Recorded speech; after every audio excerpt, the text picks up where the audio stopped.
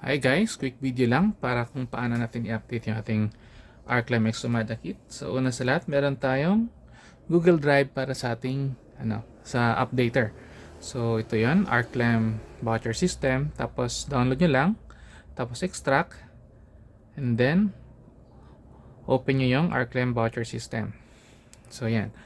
So yung kit natin is composed siya ng dalawang device. Ito yung sa SP32. At the same time, ito nang sa baba yung sa ating Arduino. So ito yung sana natin, bagong update natin para sa printer. May ganito siya sa likod kasi may kulang lang na connection para sa power sa ating printer. So una, isa na muna natin siya. Connect natin sa ating PC. Download muna natin yung sa ating Arduino. Tapos punta tayo sa File, Update Arduino, Refresh. So wala pang nakuha na port, Update Arduino. Refresh.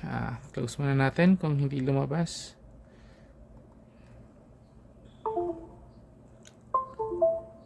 So yan.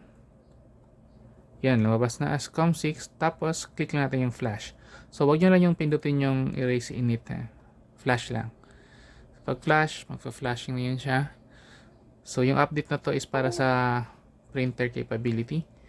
Then next naman is update naman natin yung sa ating Arclem SP32. So kailangan natin ibalik muna siya. So take note, walang nakakonect dito and all. Tapos kuha lang kayo ng data cable.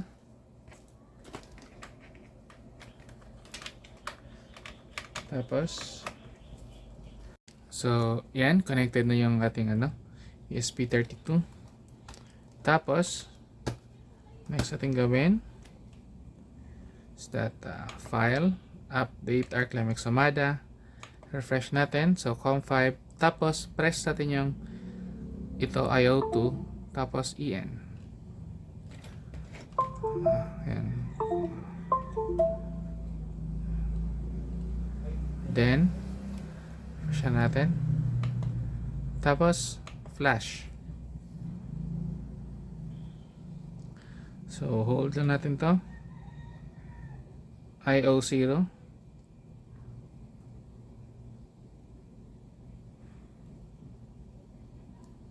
Yan. So pag lumabas na yan siyang ganyan, so ready na yan siya sa mag-flash. So hintayin na natin siya hanggang mag 100%.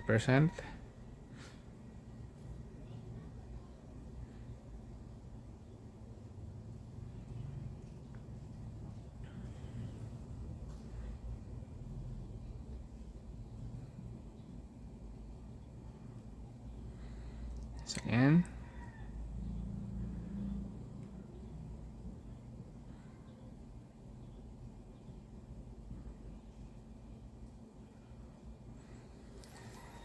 So i-pause ko lang dito yung video para mas mabilis. Pero pag after ng 100% na yan, okay na yan siya. So pwede nyo nang gamitin.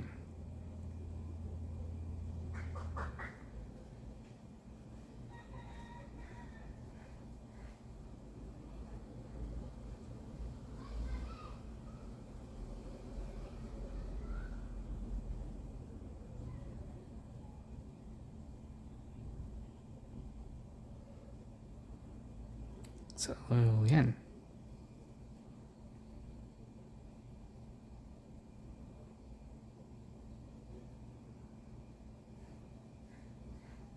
So, ganun lang. Tapos, press nyo na reset. Then, okay na to siya. Yan lang guys. Thank you.